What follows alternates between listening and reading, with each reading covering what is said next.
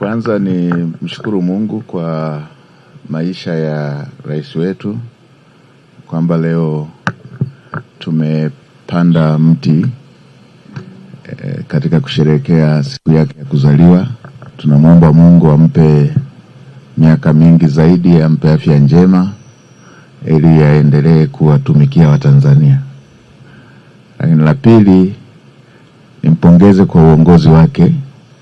Ameendelea kudhihirisha jinsi alivyo kiongozi mwenye maono, jinsi alivyo kiongozi mbunifu, na jinsi alivyo kiongozi anayejali maslahi mapana ya taifa kwenye kila jambo.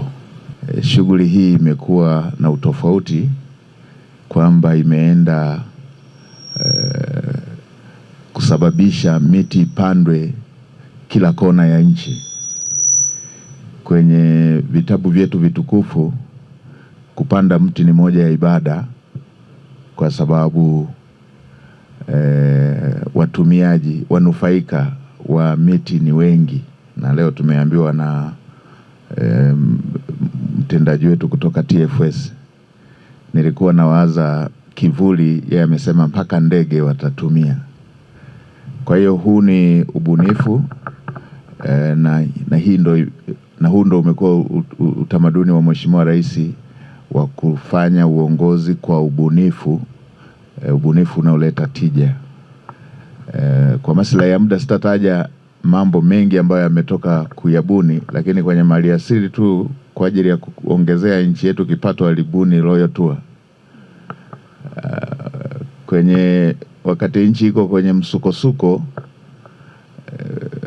masuala ya COVID, yeye alibuni madarasa ili watoto wasisongamane, madawati ili watoto wasisongamane, akabuni maji ili watu wanawe.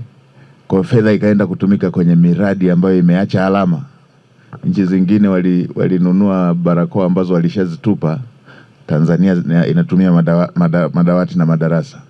Kwa hiyo nitoe rai kwa Watanzania wote, tunapokuwa, kwa sababu sote tunazo hizi birthday, tunapokuwa na jambo la kukumbuka la aina hii, tufanye kitu kinachoweka alama na manufaa kwa watu wengine, kwa watu wengine na viumbe vingine kama hiki ambacho kimefanyika leo.